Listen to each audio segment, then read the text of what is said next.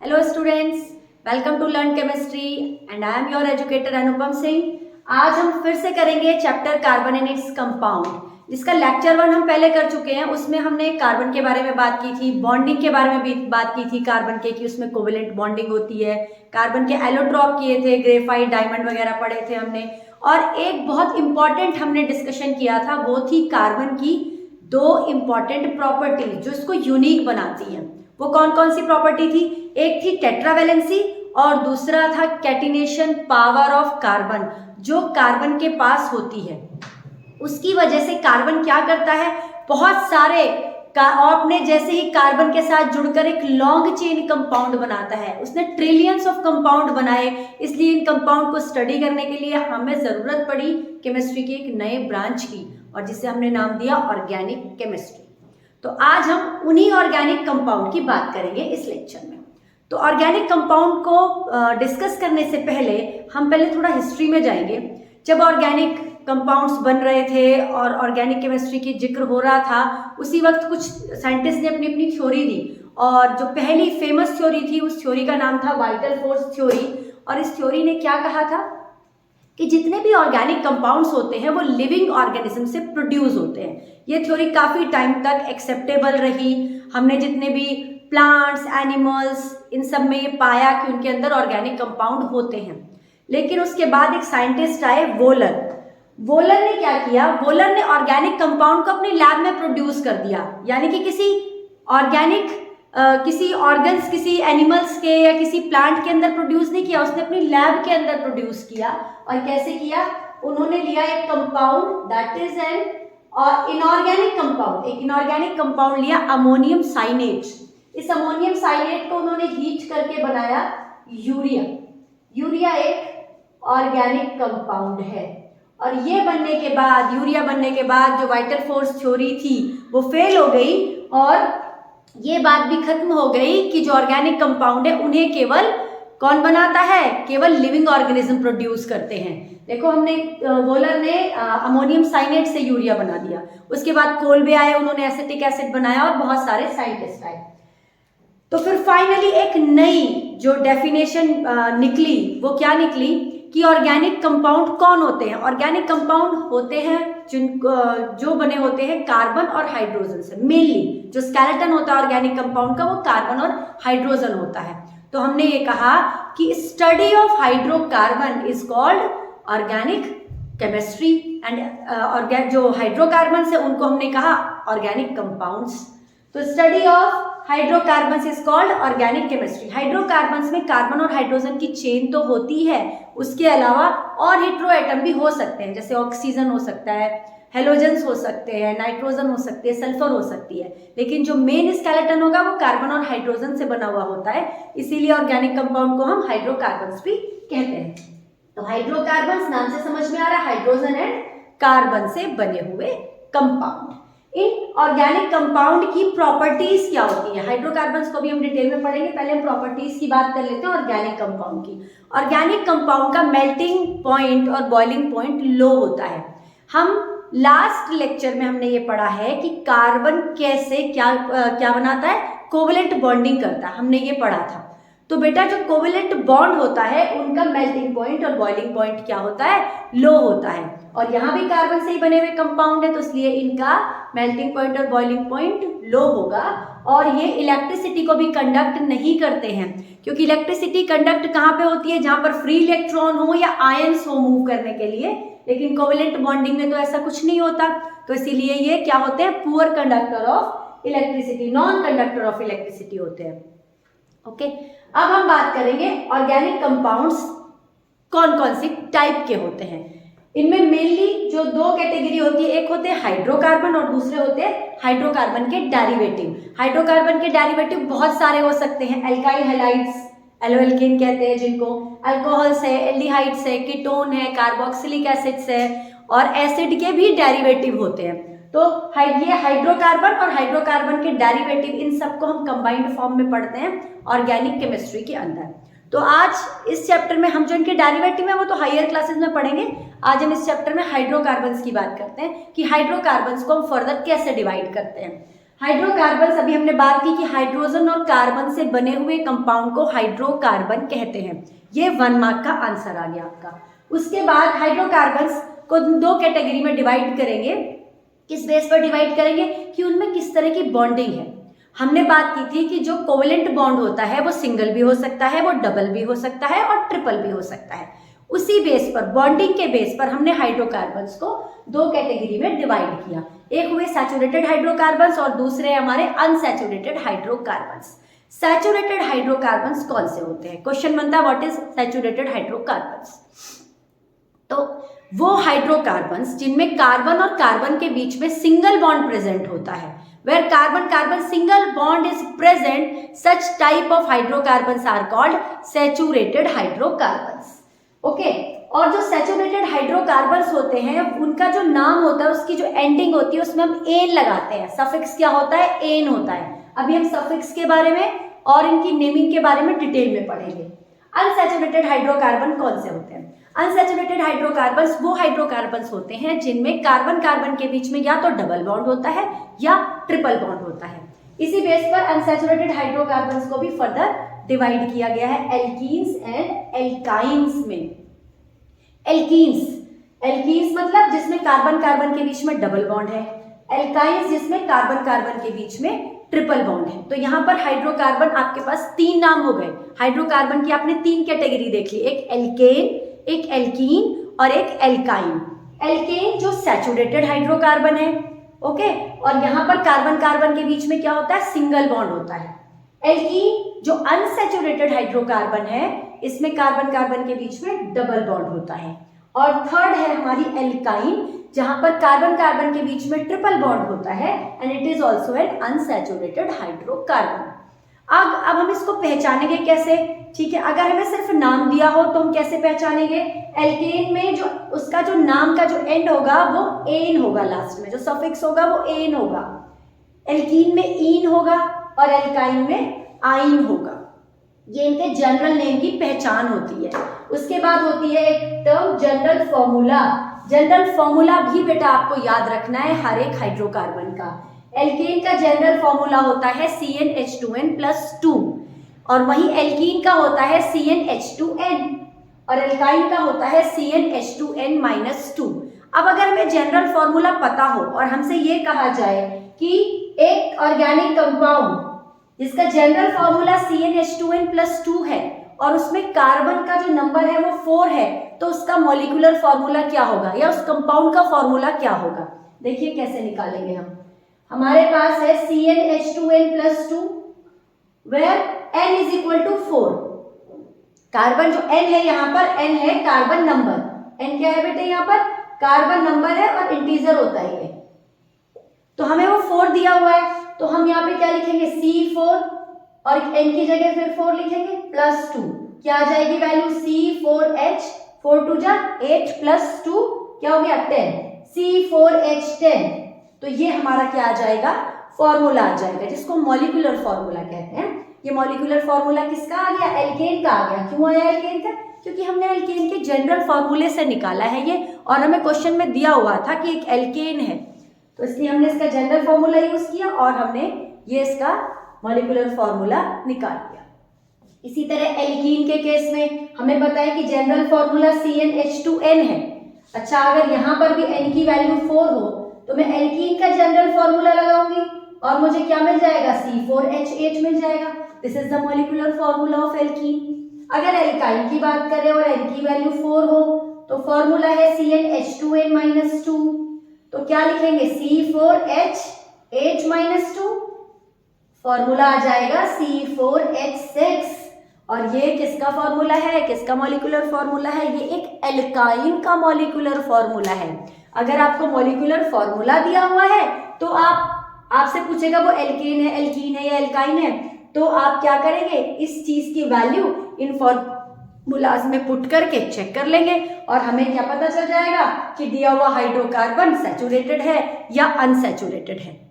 इसके बाद एक और इम्पॉर्टेंट बात, जो सैचुरेटेड हाइड्रोकार्बन्स होते हैं, हमने बात की कि उनमें कार्बन कार्बन सिंगल बॉन्ड होते हैं। जो हमारे कार्बन कार्बन सिंगल बॉन्ड होते हैं वो क्या होते हैं? स्ट्रॉन्ग होते हैं, उनको ब्रेक करना मुश्किल होता है। इसलिए वो क्या होते हैं, लेस रिएक्टिव होते हैं। लेकिन वही जो एल्कीन और एल्काइंस हैं उनमें डबल और ट्रिपल बॉन्ड है। बेटा अभी आप आगे पढ़ेंगे अपनी हायर क्लासेस में इनके बारे में, लेकिन अभी यहाँ पे मैं थोड़ी सी आपको एक बात बता देती हूँ। जो सिंगल बॉन्ड होता है वो सिग्मा बॉन्ड होता है, ठीक है, और डबल बॉन्ड में एक सिग्मा और एक पाई होता है, और ट्रिपल बॉन्ड में एक सिग्मा और 2 पाई बॉन्ड होते हैं। तो जो ये हमारे पाई बॉन्ड होते हैं ना वो वीक बॉन्ड होते हैं। तो यहाँ तो हमारे पास सिग्मा बॉन्ड है, सिग्मा बॉन्ड होता है स्ट्रॉन्ग बॉन्ड, तो स्ट्रॉन्ग बॉन्ड को तोड़ना मुश्किल होता है। यहाँ होता है पाई बॉन्ड 1 और यहाँ होता है 2, तो इसका मतलब एल्काइन सबसे ज्यादा रिएक्टिव। अगर मैं रिएक्टिविटी का ऑर्डर लिखूं तो सबसे ज्यादा रिएक्टिव कौन आएगी, एल्काइन आएगी, उसके बाद एल्कीन आएगी और उसके बाद कौन आएगा, एल्केन आएगा, क्योंकि यहाँ पर ट्रिपल बॉन्ड है, यहाँ डबल है और यहाँ पर सिंगल है। और अगर सैचुरेटेड और अनसैचुरेटेड की बात करें तो unsaturated are more reactive due to presence of double and triple bond, ठीक है। तो रिएक्टिविटी की ऑर्डर की भी हम इस तरह से बात कर लेते हैं।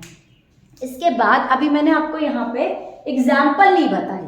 एग्जाम्पल क्यों नहीं बताए, उससे पहले मैं आपको एक चीज बताना चाहती हूँ कि जब भी हम ऑर्गेनिक कंपाउंड की बात करते हैं तो ऑर्गेनिक कंपाउंड में, और हमने कार्बन नंबर की बात की, हमने एन की बात की थी ना यहाँ पे कि कार्बन 4 है, तो हमने इन नंबर की ना एक अलग से एक टर्मिनोलॉजी सेट की हुई है। हमने नहीं किया एक्चुअली, वो एक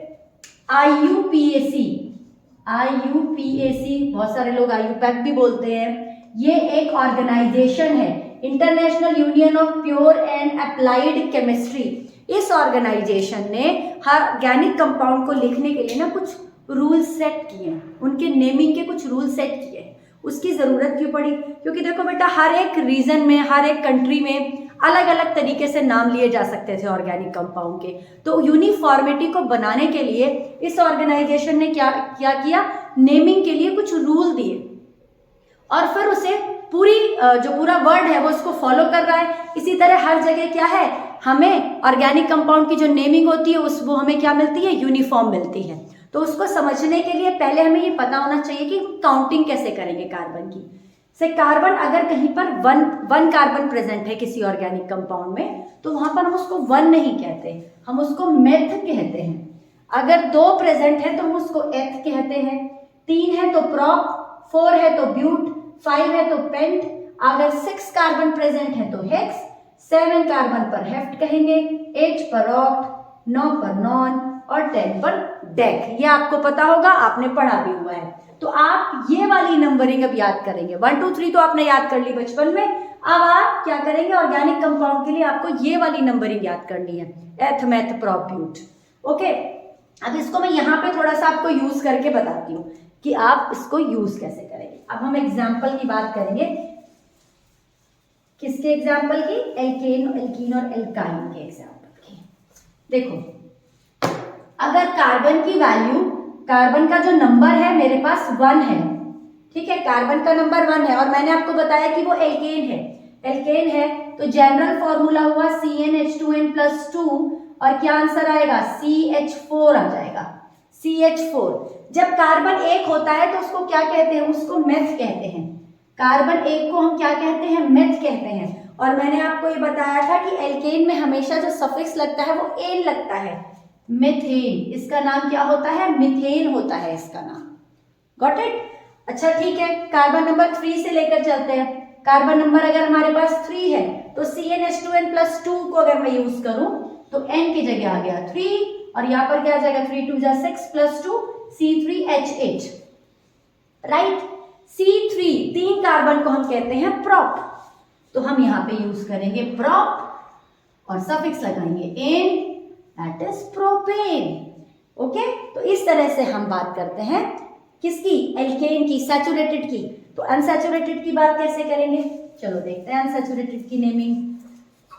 तो हम यहाँ पर लिख सकते हैं कि एग्जाम्पल क्या हो गए एल्केन के, एल्केन के एग्जाम्पल हो गए बेटा मीथेन, इथेन, प्रोपेन, ऐसे butane, pentane, hexane, these are the example of alkane. Alkene की बात करते हैं। देखो एल्कीन में एक इंपॉर्टेंट बात कि कभी भी यहाँ पर एक कार्बन नहीं होगा, एक कार्बन से कभी एल्कीन और एल्काइन नहीं बन सकते। रीजन आपको पता है, क्योंकि वहां पर कार्बन कार्बन के बीच में डबल बॉन्ड होगा, तो डबल बॉन्ड तो बेटा दो कार्बन के बीच में ही होगा, है ना। अब आप कहोगे मैम यहाँ पर तो एक कार्बन के बीच में आप कार्बन कार्बन सिंगल बॉन्ड बताया था। नहीं, यहाँ पे क्या था, कार्बन सिंगल बॉन्ड से जुड़ा होगा, लेकिन यहाँ पर हाइड्रोजन के साथ जुड़ा हुआ था। In case of methane hydrogen तो सिंगल ही बॉन्ड बनाती है। यहाँ पर जब यहाँ पे जो डबल बॉन्ड है वो हाइड्रोजन के साथ तो नहीं हो सकता, क्योंकि हाइड्रोजन तो सिंगल बनाती है, तो कार्बन के साथ ही तो डबल बॉन्ड होगा ना। तो कार्बन के साथ जब डबल बॉन्ड है तो दो कार्बन के बिना एल्कीन नहीं बनेगी, दो कार्बन के बिना एल्काइन नहीं बनेगी। तो एल्कीन और एल्काइन के लिए मिनिमम हमारे पास दो कार्बन एटम होने चाहिए। ठीक है, चलो दो से ही स्टार्ट करते हैं। जनरल फॉर्मूला है CnH2n। हमने कहा n की वैल्यू है 2, तो फॉर्मूला बन गया C2H4 और स्ट्रक्चर क्या हो गई CH2 डबल बॉन्ड CH2 हो गया C2H4। इसको हम कहेंगे क्या, कार्बन दो है एथ, रूट वर्ड इसका क्या है इन, यानी कि सफिक्स क्या है इन, इथीन, रूट वर्ड नहीं सॉरी सफिक्स था ene, eth is a root word, ethene कहेंगे इसको। इसी तरह 3 कार्बन आ जाएंगे प्रोपीन, 4 कार्बन आ जाएंगे ब्यूटीन। यहां देखते हैं CnH2n-2, ओके जी, 2 कार्बन है तो C2H क्या हो जाएगा C2H2। स्ट्रक्चर बनाते हैं CH ट्रिपल बॉन्ड CH, ठीक है, कार्बन है 2 यानी कि एथ, सफिक्स क्या है, सफिक्स है आइन, इथाइन, क्या नाम हो गया इथाइन। अगर 3 होते तो प्रोपाइन, 4 होते तो ब्यूटाइन। इसी तरह से इनकी हम नेमिंग करते हैं, इनका नाम लिखते हैं, ठीक है। तो ये बेटा जो हम लिख रहे हैं कॉमन नेम नहीं है, ये इनके आयुपेक नेम है। कॉमन नेम हर एक कंट्री में अलग अलग हो सकते हैं, हर रीजन में अलग अलग हो सकते हैं, लेकिन जो आयुपेक नेम होंगे वो फिक्स होंगे, क्योंकि हम एक रूल को फॉलो करके उन नेम को लिख रहे हैं। तो हमें कुछ कंपाउंड की आयुपेक नेम भी अभी हमें क्या करना है, उनके रूल्स भी पढ़ने हैं और उनको लिखना सीखना है। तो ये हमने हाइड्रोकार्बन्स की बात कर ली पहले, तो आप इसका बेटा एक स्क्रीनशॉट ले लो, फिर हम आगे चलते हैं।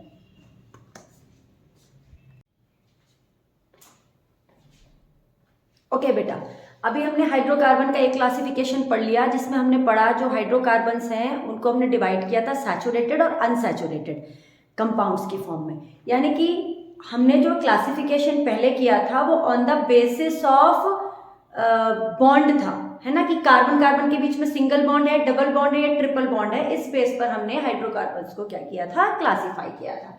एक और क्लासिफिकेशन देखते हैं आगे बढ़ने से पहले, कि हाइड्रोकार्बन को हम ऐसे भी क्लासिफाई कर सकते हैं। ये हमने किया on the basis of their structure, कि जो हाइड्रोकार्बन होते हैं वो स्ट्रेट चेन की फॉर्म में भी हो सकते हैं, यानी कि कार्बन कार्बन सब एक लाइन में ऐसे जुड़ते चले जाए, ठीक है। इनको हम कहते हैं स्ट्रेट चेन हाइड्रोकार्बन, या इनका एक दूसरा नाम होता है नॉर्मल चेन भी बोलते हैं इसको, नॉर्मल चेन हाइड्रोकार्बन।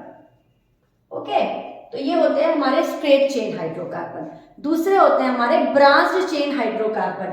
ये जरूरी तो नहीं है कि हर एक कार्बन इसी तरह से जुड़ते चले जाए स्ट्रेट चेन की फॉर्म में, ब्रांचिंग भी हो सकती है। तो जब ब्रांचिंग होती है ऐसे हाइड्रोकार्बन को हम कहते हैं ब्रांच्ड चेन हाइड्रोकार्बन। एक हमारे पास तीसरी टाइप है, दैट इज साइक्लिक हाइड्रोकार्बन, यानी कि कार्बन इस तरह से अरेंज हो कि एक रिंग का फॉर्मेशन कर ले, उसको हम कहते हैं साइक्लोहाइड्रोकार्बन। साइक्लिक हाइड्रोकार्बन को भी फिर हमने आगे क्लासिफाई किया 2 कैटेगरी में। फर्स्ट इज सैचुरेटेड और अनसैचुरेटेड। जो ये साइकिल है, जो ये रिंग है, ये क्या, ये कैसी हो सकती है, ये सैचुरेटेड हो सकती है, मतलब कि हर एक कार्बन के बीच में सिंगल सिंगल बॉन्ड हो, तो इसे हम कहेंगे सैचुरेटेड। इसे हम क्या कहेंगे बेटा, सैचुरेटेड साइक्लिक हाइड्रोकार्बन, जिसका एग्जाम्पल मैंने आपके सामने बनाया है साइक्लोहेक्सेन। इसका एग्जाम्पल क्या है, cyclohexane is the example of saturated cyclic hydrocarbon. अच्छा, अब अनसैचुरेटेड का क्या मतलब हुआ, अनसैचुरेटेड का मतलब वही कि उसमें डबल या ट्रिपल बॉन्ड होंगे। तो जो साइक्लिक होते हैं उनमें डबल बॉन्ड होते हैं, एक है हमारा साइक्लोएल्कीन और एक है हमारा एरोमेटिक। अनसैचुरेटेड को हमने फर्दर डिवाइड किया साइक्लोएल्कीन्स हाइड्रोकार्बन और एरोमेटिक हाइड्रोकार्बन्स में। साइक्लोएल्कीन्स क्या होती हैं? साइक्लोएल्कीन्स मान लो मैंने बनाया साइक्लोप्रोपीन, 3 कार्बन अरेंज हुए साइकिल रिंग की फॉर्म में और 2 कार्बन के बीच में है डबल बॉन्ड, यह है हमारा साइक्लोप्रोपीन। इसको मैं आपको यहाँ पे बना के दिखाती हूँ, एक कार्बन ऐसे, एक कार्बन ऐसे और इन दोनों कार्बन के बीच में डबल बॉन्ड, इधर CH2 आ जाएगा, इधर CH आ जाएगा, CH आ जाएगा।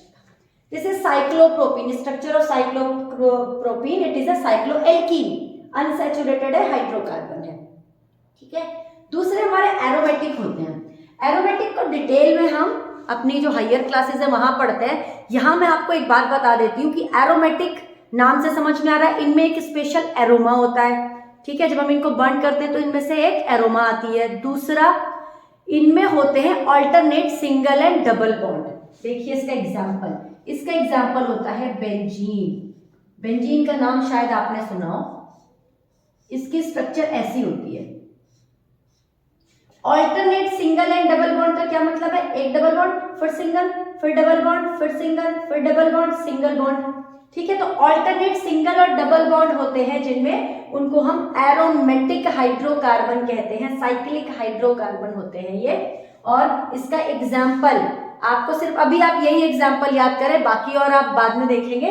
तो बेंजीन इसका सबसे अच्छा, सबसे प्यारा सा एग्जाम्पल है। इसकी मैं आपको एक बार स्ट्रक्चर बना के दिखाऊंगी। स्ट्रक्चर ऐसे नहीं, मैं इसकी इलेक्ट्रॉन डॉट स्ट्रक्चर भी आपको दिखाऊंगी बना के, है ना। तब तक हम पहले कुछ और बातें कर लेते हैं। बेंजीन इसका एग्जाम्पल हो गया, स्क्रीनशॉट ले लेंगे बेटा आप इसका भी। मैं 1 मिनट इसका एग्जाम्पल लिख दूं, साइक्लोप्रोपीन, साइक्लोप्रोपीन, साइक्लोब्यूटीन, है ना, समझ आ रही है ये बात? साइक्लोहेक्सेन। अच्छा, ये जो मैंने हेक्स, साइक्लो का मतलब क्या है कि साइक्लिक, हेक्स क्या है? हेक्स मतलब 6 कार्बन होंगे बेटा, देखो 6 कार्बन होते हैं हेक्स पर, और एन का मतलब क्या है कि सारे के सारे सिंगल बॉन्ड से जुड़े हुए, तो ये हो गया साइक्लोहेक्सेन। अगर मैंने कहा साइक्लोब्यूटीन, साइक्लो मतलब साइक्लिक स्ट्रक्चर होगी, ब्यूट मतलब क्या हुआ? ब्यूट माने तो 4 कार्बन एटम, 4 कार्बन एटम, तो 4 कार्बन एटम साइक्लिक स्ट्रक्चर बनाएंगे और इन उनमें क्या होगा? एक डबल बॉन्ड होगा। तो हमें नाम से ही समझ में आता है कि ये क्या है, एक साइक्लोब्यूटीन, एक साइक्लोएल्कीन है। अच्छा, अब जो नाम होते हैं वो हर एक कंट्री में, हर एक रीजन में अलग अलग हो सकते हैं, क्योंकि सबकी अपनी अपनी वोकैबुलरी है ना। तो इसकी इस सारी जो प्रॉब्लम थी, इसको दूर करने के लिए एक ऑर्गेनाइजेशन था IUPAC, international union of pure and applied chemistry, है ना, मैंने शायद पहले भी बताया। इसने एक रूल बनाया जिससे कि यूनिफॉर्मिटी आ जाए, जिसके अकॉर्डिंग हमने अभी ये क्या किए थे, 1 2 3 4 5 6 की जितने कार्बन है उनको हम क्या कहते हैं, 1 कार्बन है तो क्या कहते हैं, 2 कार्बन है तो क्या कहते हैं, हमको ये लर्न कर लिया, हमने लर्न कर लिए। और उसके बाद हमने ये देख लिया कि वहाँ सिंगल बॉन्ड है, डबल बॉन्ड, उस हिसाब से एनीन और आइन बना दिया और नाम लिखना सीख लिया। अच्छा, तो चलो ये तो बात हो गई अनसैचुरेटेड, ये ब्रांच की हो गई, इसकी हो गई। अच्छा, स्ट्रेट चेन, जब मैं स्ट्रेट चेन आपको बता रही थी, यहाँ पे एक और चीज मेरे दिमाग में आई कि मुझे आपको बतानी चाहिए। तो जो ये स्ट्रेट चेन होती है, इसमें बेटा ये वाला जो कार्बन है, ये फर्स्ट कार्बन, ये कार्बन एक ही तरफ से कार्बन से जुड़ा हुआ है ना, बाकी तरफ से तो ये हाइड्रोजन से जुड़ा है, बाकी तरफ से तो ये हाइड्रोजन से जुड़ा है। इस पर भी सारी हाइड्रोजन में लगा देती हूँ जिससे आपको क्लियर हो जाए। भाई कार्बन की 4 वैलेंसी होती है ना, तो एक तरफ से तो कार्बन के साथ ये सेटिस्फाई हो रही है और 3 तरफ से हाइड्रोजन आ रही है इस पर, है ना। तो ये कार्बन जो है वो एक तरफ से कार्बन से जुड़ा हुआ है। तो ऐसा कार्बन जो सिर्फ एक कार्बन से जुड़ा होता है, उस कार्बन को हम प्राइमरी कार्बन कहते हैं, प्राइमरी कार्बन कहते हैं, या फिर 1 डिग्री भी कह सकते हो, 1 डिग्री कार्बन कहते हैं। अच्छा, इस कार्बन की अगर मैं बात करूं, ये कार्बन 2 तरफ से, देखो बेटा 2 तरफ से कार्बन से घिरा हुआ है ना, इस कार्बन से 2 कार्बन जुड़े हुए हैं, तो इसका मतलब ये कैसा कार्बन हुआ? इट इज ए सेकेंडरी या फिर 2 डिग्री कार्बन, राइट। ये भी सेकेंडरी है, ये भी सेकेंडरी है, ये भी सेकेंडरी है, एंड ये क्या है? 1 डिग्री है। तो जो एक नॉर्मल चेन होती है उसमें 1 degree and 2 degree carbon atom होते हैं। ये इंपॉर्टेंट बात है, ये जो पॉइंट है आपको आगे बहुत काम आने वाला है। तो स्ट्रेट चेन या नॉर्मल चेन के अंदर कौन से कार्बन एटम होते हैं? 1 डिग्री एंड 2 डिग्री। ब्रांच की बात करते हैं। जो ये ब्रांच चेन वाला है ना, इसको हम फर्दर डिवाइड करते हैं आइसो और नियो चेन में। आइसो चेन और नियो चेन में ये क्या चीज होती है भाई? आइसो चेन और नियो चेन। देखते हैं क्या होता है ये। स्ट्रेट समझ में आ गया ना आपको? स्ट्रेट या नॉर्मल चेन कहेंगे इसको।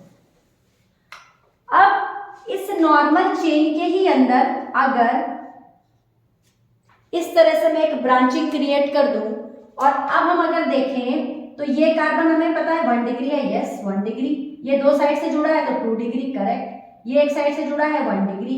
ये वाला कार्बन भी एक ही साइड से जुड़ा है ना, तो 1 डिग्री है। इस कार्बन को देखो जरा, इस कार्बन को। ये कार्बन 1 2 3 कार्बन से जुड़ा हुआ है, इसलिए ये कार्बन है हमारा 3 डिग्री कार्बन। कैसा है? 3 डिग्री, या दूसरा नाम क्या है बेटा इसका? Tertiary carbon. तो इसी को हम आइसो चेन कहते हैं। इस टाइप की चेन को ही हम आइसो चेन कहते हैं। तो क्या डेफिनेशन बनी आइसो चेन की? वो चेन जिसमें 1 डिग्री 2 डिग्री के अलावा 3 डिग्री कार्बन एटम भी प्रेजेंट होते हैं। 3 डिग्री कार्बन एटम भी प्रेजेंट होते हैं, ऐसी चेन को हम आइसो चेन कहते हैं। ओके, अब हम बात करेंगे नियो चेन की। नियो चेन देखते हैं, नियो चेन में क्या होगा। यही कार्बन मैंने एक नॉर्मल चेन ली, इसने एक ब्रांचिंग इधर की, एक ब्रांचिंग इधर कर दी, ठीक है। अब देखते हैं क्या होगा। ये 1 डिग्री है, ये 1 डिग्री है, ये 2 डिग्री है, सब वैसे ही है। इस वाले कार्बन को देखते हैं, ये कैसा है? 1 डिग्री है, यस, क्योंकि एक ही साइड से जुड़ा है। अब इस कार्बन की बात करो। ये कार्बन 4 तरफ से कार्बन से जुड़ा हुआ है। इस कार्बन को 4 कार्बन एटम ने घेरा हुआ है, 4 कार्बन एटम ने इसके साथ बॉन्ड बनाए हुए हैं, इसलिए ये carbon atom 4 degree carbon atom या क्वाटरनरी कार्बन एटम कहलाएगा। तो क्या हुई neo chain? Neo chain carbon की वो चेन होती है जिसमें 1 डिग्री 2 डिग्री 3 डिग्री भी हो सकता है के अलावा 4 डिग्री कार्बन एटम हो। 4 डिग्री उसकी पहचान है, 4 डिग्री होना जरूरी है, ठीक है। 1 डिग्री 2 डिग्री तो होगा, 3 डिग्री जरूरी नहीं है कि हो, 4 डिग्री होना जरूरी है। तो अगर 4 डिग्री कार्बन एटम आपको 4 डिग्री कार्बन क्वाटरनरी कार्बन किसी चेन में दिख रहा है तो वो चेन कहलाएगी नियो चेन। अगर 3 डिग्री दिख रहा है तो वो कहलाएगी आइसो चेन। अगर सिर्फ 1 डिग्री और 2 डिग्री ही है तो वो कहलाएगी हमारी नॉर्मल चेन, एन चेन। तो इसी बेस पर हम कार्बन एटम को भी डिवाइड कर सकते हैं बेटा। ओहो, ये मैंने रब कर दिया। इसमें 3 डिग्री होगा और इसमें 4 डिग्री। हम कार्बन जो हमारे कार्बन है हम उसको भी डिवाइड कर सकते हैं, बिल्कुल। जो हमारा कार्बन होते हैं किसी चेन के अंदर वो 4 टाइप के हुए ना, एक 1 degree 2 degree 3 degree 4 degree, primary, secondary, tertiary और क्वाटरनरी कार्बन। वो डिपेंड करेगा कि कार्बन कितनी बॉन्डिंग दूसरे कार्बन से बना रहा है, किस तरह से दूसरे कार्बन से जुड़ रहा है, उसी हिसाब से इन कार्बन का क्या नाम होगा। 1 degree carbon, 2 degree carbon, 3 degree और 4 डिग्री कार्बन। ओके, ये हमने कर दी कार्बन की बात। कार्बन हमारा हमें समझ में आ गया कि कार्बन कितने टाइप के होते हैं। ये हाइड्रोकार्बन की आपको क्लासिफिकेशन भी समझ में आ गया। अच्छा, एक चीज मैं पीछे बताना भूल गई थी कि जो हाइड्रोकार्बन का जो मेन सोर्स होता है बेटा वो क्या होता है। हाइड्रोकार्बन का जो मोस्ट इंपॉर्टेंट सोर्स है वो होता है crude oil. Crude oil,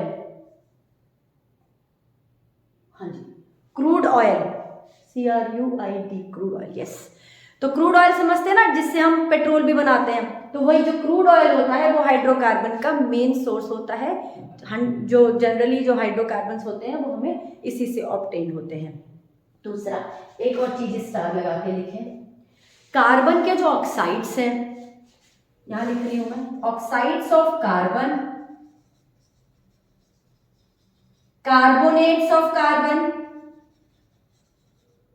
हाइड्रोकार्बोनेट्स of carbon, ये हाइड्रोकार्बन नहीं होते, ये ऑर्गेनिक कंपाउंड नहीं होते, ये इनऑर्गेनिक कंपाउंड ही होते हैं, क्योंकि इनकी प्रॉपर्टीज ऑर्गेनिक कंपाउंड से डिफर होती है। अगर कहीं पे आपको लिखा है CO2, CO2 is not an organic compound, it is inorganic compound. कहीं लिखा है calcium carbonate, it is a, क्या है ये भी इनऑर्गेनिक कंपाउंड है। तो बेटा ये बात भी आप ध्यान रखेंगे।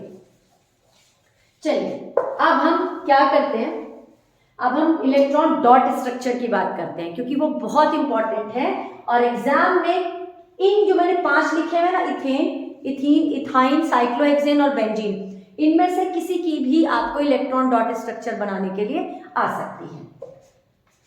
तो चलिए ट्राई करते हैं हम कैसे बनाएंगे। इथेन की देखते हैं बेटा पहले, इथेन।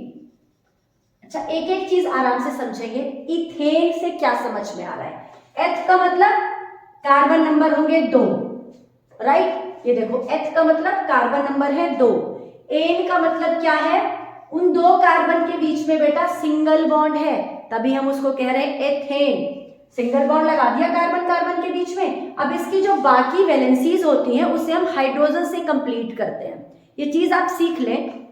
कार्बन की कितनी भी लंबी चेन हो, आपने कहा प्रोपेन 3 कार्बन की चेन बना दो, फिर उन कार्बन की बाकी वैलेंसीज को आप हाइड्रोजन से सेटिस्फाई कर दो। कैसे देखते हैं?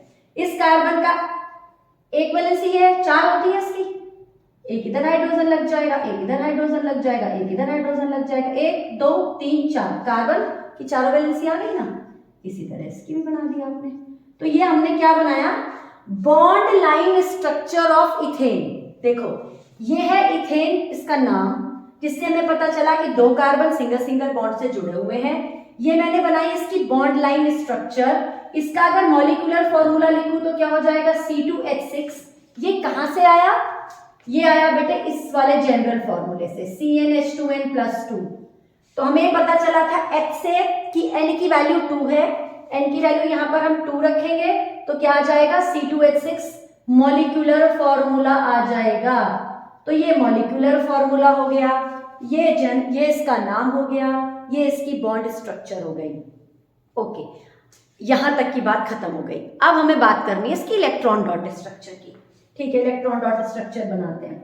इलेक्ट्रॉन डॉट स्ट्रक्चर बनाने के लिए देखो, इसी स्ट्रक्चर की तो इलेक्ट्रॉन डॉट स्ट्रक्चर बनानी है आपको। बस बॉन्ड की जगह आपने इलेक्ट्रॉन शो करने हैं। कार्बन तो वही रहेंगे, हाइड्रोजन तो उतने ही रहेंगे। तो पहले मैं क्या करती हूँ, सारे इसके हाइड्रोजन बना लेती हूँ। ये हमने बना दिए। अब इनको बॉन्ड से ना जोड़कर हम इलेक्ट्रॉन से दिखाएंगे जुड़ा हुआ, है ना। बॉन्ड की जगह हम इलेक्ट्रॉन दिखाएंगे। और एक बात आपको पता है, हर एक सिंगल बॉन्ड में क्या होते हैं बेटा? 2 इलेक्ट्रॉन होते हैं। सिंगल बॉन्ड क्या होता है? 2 इलेक्ट्रॉन से मिलकर बना होता है। डबल बॉन्ड क्या होता है? 4 इलेक्ट्रॉन से मिलकर बना होता है। ट्रिपल बॉन्ड में कितने इलेक्ट्रॉन होते हैं? 6 इलेक्ट्रॉन होते हैं। तो यहाँ पे पूरे में देखो आप सिंगल बॉन्ड है, यानी कि हर एक एटम 2 इलेक्ट्रॉन की शेयरिंग कर रहा है एक दूसरे के साथ। तो मैं कार्बन के जो इलेक्ट्रॉन है उनको क्रॉस से शो कर रही हूँ और हाइड्रोजन के इलेक्ट्रॉन को डॉट से शो कर रही हूँ। ये रिप्रेजेंटेशन मैंने साथ में लिख दिया है जिससे कि आपको इजी रहे समझना। तो चलो पहले हाइड्रोजन का इलेक्ट्रॉन बना देते हैं। हाइड्रोजन के पास एक ही इलेक्ट्रॉन होते हैं, तो मैंने एक डॉट हाइड्रोजन का बना दिया। अगर आपको हाइड्रोजन की लेविस स्ट्रक्चर पूछेगा तो बस ये हाइड्रोजन की ये लेविस स्ट्रक्चर हो गई, इतनी सी, हाइड्रोजन एटम और उसका एक इलेक्ट्रॉन।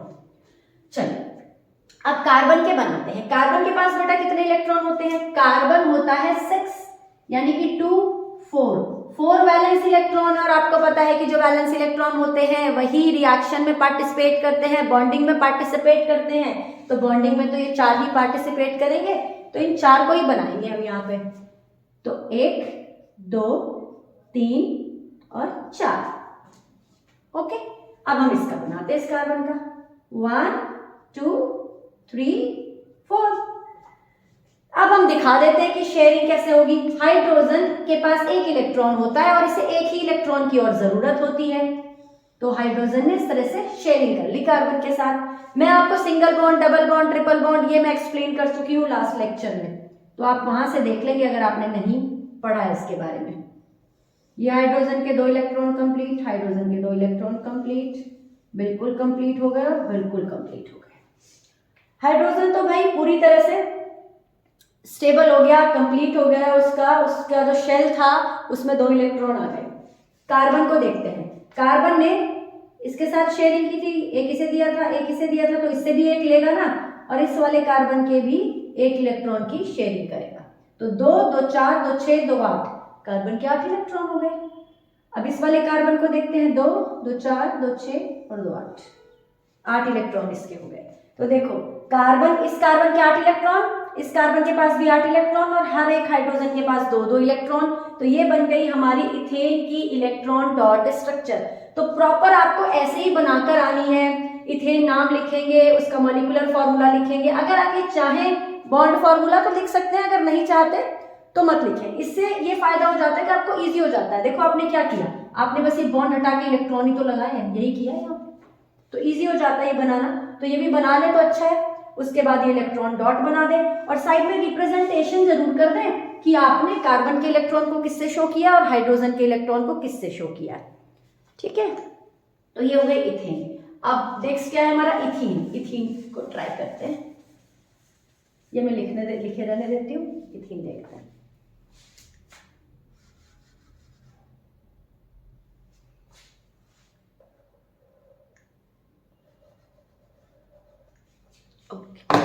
इथीन, तो इथीन क्या होता है, एथ मतलब 2 कार्बन और इन का मतलब वो दोनों कार्बन एक दूसरे से डबल बॉन्ड से जुड़े होंगे। लगा दिया मैंने डबल बॉन्ड। अब डबल बॉन्ड लगाने के बाद एक बार इसका मैं जनरल फॉर्मूला देख लूं। जनरल फॉर्मूला CnH2n होता है, तो अगर n की वैल्यू 2 है तो क्या होगा फॉर्मूला, C2H4। C2H4 मैंने बना दिया यहाँ पे। C2H4 क्या है, इसका मॉलिक्यूलर फॉर्मूला है।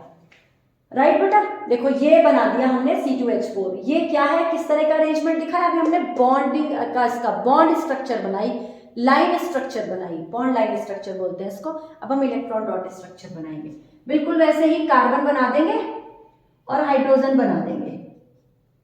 ठीक है, ये हमने मार्क किया हुआ है कि कार्बन को हम इससे शो कर रहे हैं क्रॉस से और हाइड्रोजन को हम डॉट से शो कर रहे हैं। तो हाइड्रोजन के हम इलेक्ट्रॉन को डॉट से दिखा देते हैं यहाँ पे।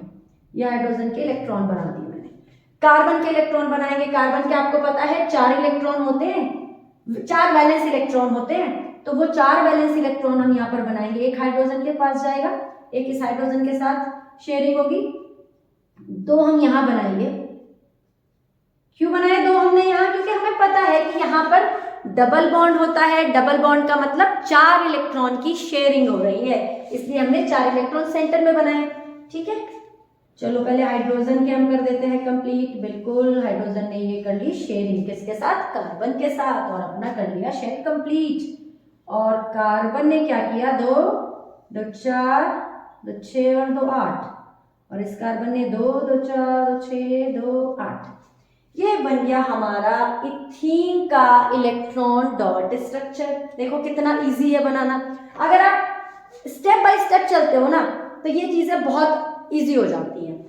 आप किसी का भी बना सकते हो। यहाँ पे मैंने इथीन बनाया, प्रोपीन बना सकते हो, ब्यूटीन बना सकते हो, पेंटीन बना सकते हो, आप किसी का भी बना सकते हो। मैं भी सिर्फ आपको उनका बना के दिखा रही हूँ जो आपकी बुक में ना मेंशन है, जो आपकी एग्जाम में आ सकते हैं। लेकिन आप प्रैक्टिस के लिए 1-2 अपने दिमाग से और एक्स्ट्रा बनाकर भी देखें, क्योंकि उससे ना बहुत बेटा आपका IQ लेवल इंक्रीज होता है। इथाइन की बात करते हैं, चलो इथाइन। तो जब मैंने इथाइन लिखा तो सबसे पहले दिमाग में क्या आया, H मतलब 2 कार्बन। ठीक है जी, 2 कार्बन। आइन का मतलब दोनों कार्बन ने क्या किया है, 6 इलेक्ट्रॉन की शेयरिंग की है, यानी कि ट्रिपल बॉन्ड है इसके बीच में। ट्रिपल बॉन्ड हो गया जी, ट्रिपल बॉन्ड। राइट, अब हाइड्रोजन से हम क्या करेंगे, बाकी की वैलेंसी को सेटिस्फाई करेंगे। इस कार्बन की 3 वैलेंसी, 1 वैलेंसी 4, इस कार्बन की 3 वैलेंसी और एक ही हाइड्रोजन के साथ 4। डन।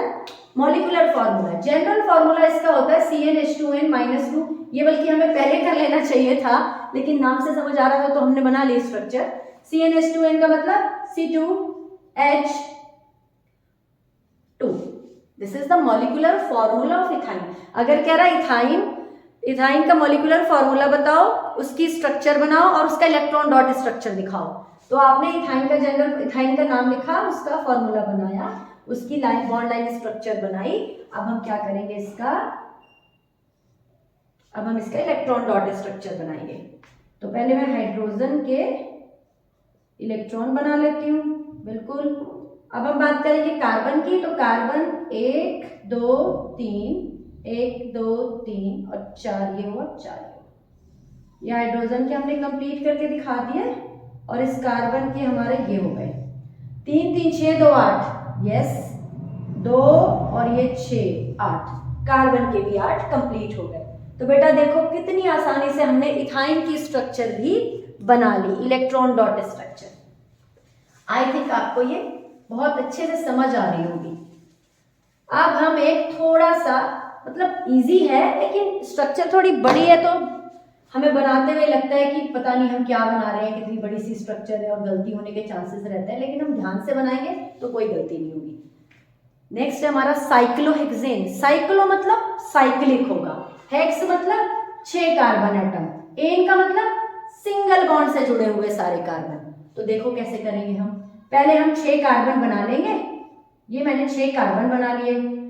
साइक्लोहेक्सेन, आपको पता है कि हेक्सेन हम 6 को हम किस तरह से अरेंज करें, जब भी हम किसी 6 एटम को अरेंज करते हैं, 6 पॉइंट्स को अरेंज करते हैं, तो हम उसका एक हेक्सागन बनाते हैं। तो यहाँ पर भी हम क्या करेंगे, एक हेक्सागन बना रहे हैं और उस हेक्सागन का हर एक जो पॉइंट है वो कार्बन को शो कर रहा है और हर एक कार्बन एक दूसरे से सिंगल बॉन्ड से जुड़ा हुआ है। अब ये करने के बाद साइक्लो हो गया, बिल्कुल साइक्लिक रिंग बन गई। हेक्स 6 कार्बन बन गए, एन हर एक कार्बन के बीच में सिंगल बॉन्ड आ गया। अब क्या करना है, नेक्स्ट स्टेप क्या होगा, अब हमारा नेक्स्ट स्टेप होगा इसके हाइड्रोजन लगाना है ना, इसकी सारी वैलेंसी को सेटिस्फाई करना। इस कार्बन को देखते हो, इस कार्बन की एक वैलेंसी है, एक ये है, तो यहाँ 2 लगना है। इसी तरह इस कार्बन की एक यहाँ है, एक यहाँ है, 2 हाइड्रोजन लगा दो, 4 कंप्लीट हो जाएगी। इसमें भी 2 हाइड्रोजन लग गए, इसमें भी 2 हाइड्रोजन, यहाँ भी और यहाँ भी। अगर मैं इसका मॉलिक्यूलर फॉर्मूले की बात करूं तो वो होगा C6H12। देखो हाइड्रोजन देख लें आप, कितनी है, 6 2 12, तो C6H12 is the molecular formula of cyclohexane. अब हमें इसका क्या बनाना है, हम इसका ट्राई करेंगे वो इलेक्ट्रॉन डॉट स्ट्रक्चर। फिर से मैं बना रही हूं बेटा यहाँ पर कार्बन, ये हमने बना दिए 6 कार्बन और हाइड्रोजन 2 दिखानी है इस तरह से, क्योंकि हाइड्रोजन दोनों की हम शेयरिंग दिखाएंगे कार्बन के साथ, तो इनको मैं थोड़ा अलग अलग बनाऊंगी।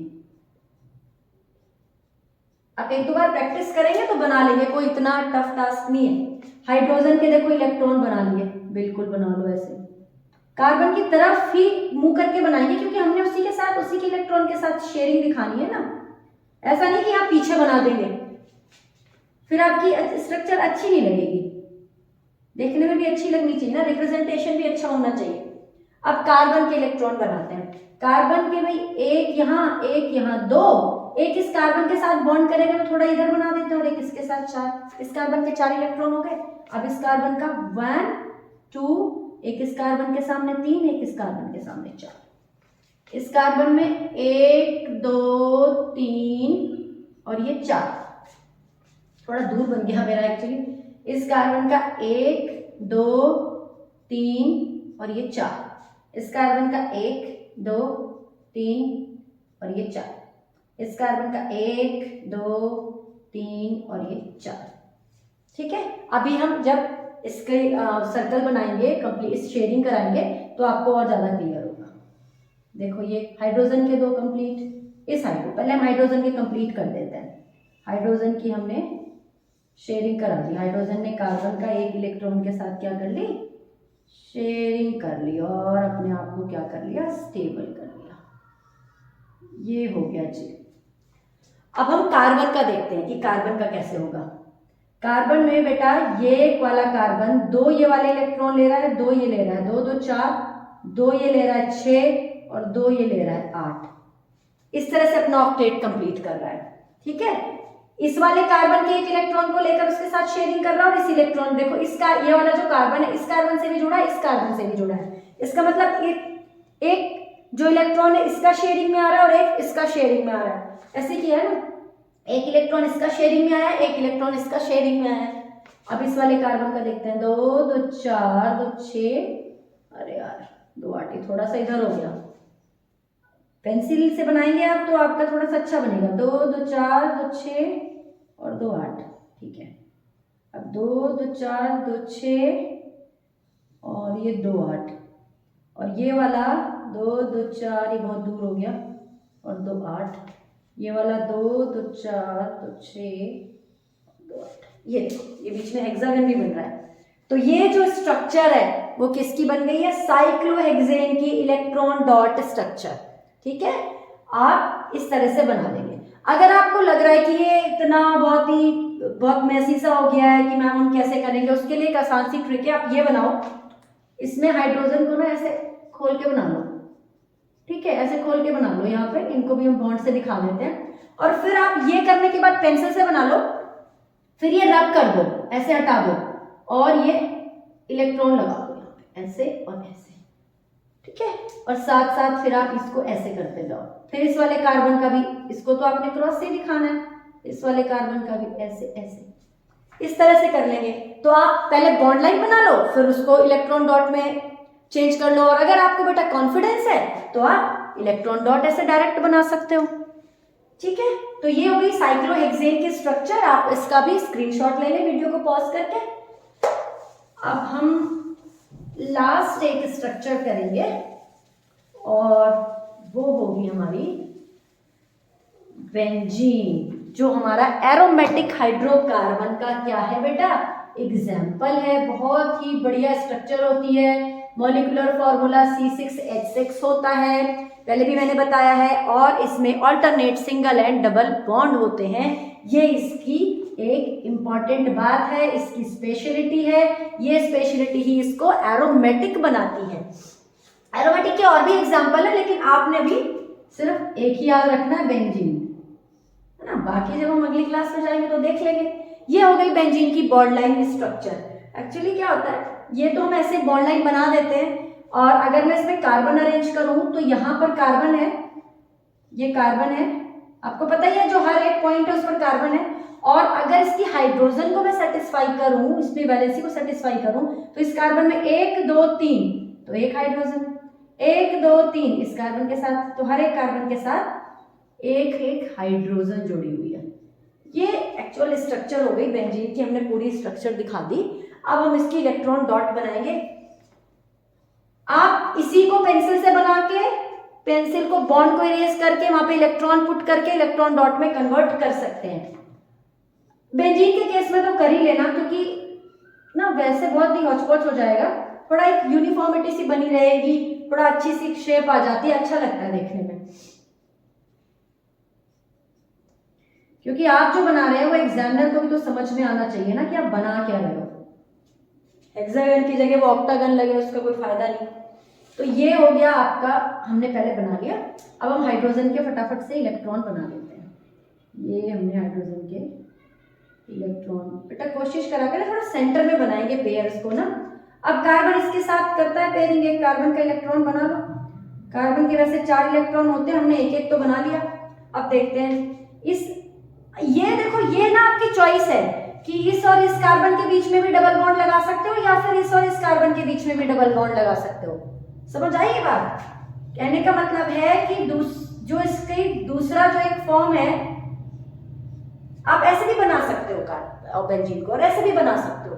ऐसा कोई हार्ड एंड फास्ट रूल नहीं है कि आपने इसी साइड से शुरू करना है डबल बॉन्ड, या फिर इसी साइड से ही शुरू करना है ना। इसका रीजन मैं आपको बाद में बताऊंगी।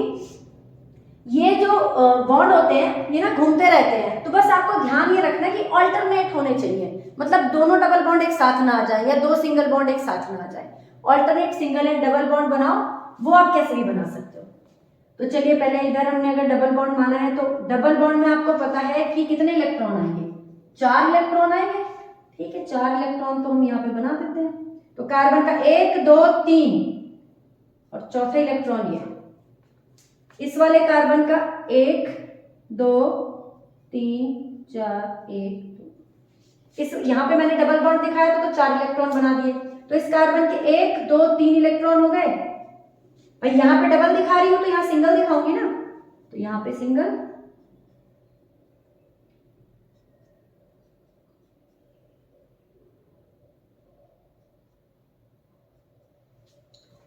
आई थिंक हो गए कंप्लीट। इस कार्बन के 4 और 2 6, 4 2 और 2 4, इस कार्बन के 1 2 3 4, इस कार्बन के 1 2 3 4, यस, इस कार्बन के 1 2 3 4, इस कार्बन के 1 2 3 4।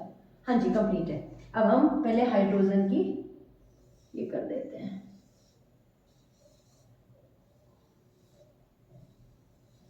ये देखो, अब कार्बन का करते हैं हम शेयरिंग। तो कार्बन क्या करेगा, इधर की साइड से क्या कर रहा है, 4 और 2 6 और 2 8 ऐसे ले रहा है। इधर की साइड से कैसे ले रहा है, 2 2 4 और 4 8। इधर से कैसे ले रहा है, 4 2 6 और 2 8। इधर से कैसे ले रहा है बेटा, 2 ये हैं 4 ये हैं और 4 2 6 2 8, यस। इस वाले कार्बन का पहले देखते हैं, 4 2 6 2 8 और ये हो गया 2 2 4 और ये 4 8। ये बन गई हमारी बेंजीन का इलेक्ट्रॉन डॉट स्ट्रक्चर। ये हो गया बेंजीन का इलेक्ट्रॉन डॉट स्ट्रक्चर, ये मॉलिक्यूलर फॉर्मूला, ये बॉन्ड लाइन स्ट्रक्चर और ये हो गया बेटा इलेक्ट्रॉन डॉट स्ट्रक्चर। तो ये जो मैंने आपको 5 इलेक्ट्रॉन डॉट स्ट्रक्चर बताई है ना, बहुत इंपॉर्टेंट है एग्जाम पॉइंट ऑफ व्यू से। इनकी आप जरूर प्रैक्टिस करें, एग्जाम में आ सकता है आपको। और बाकी अभी जो कुछ हमारा इसमें बचा है हम वो नेक्स्ट क्लास में कवर करेंगे। तब तक आप पढ़ते रहिए और बढ़ते रहिए। Thank you so much.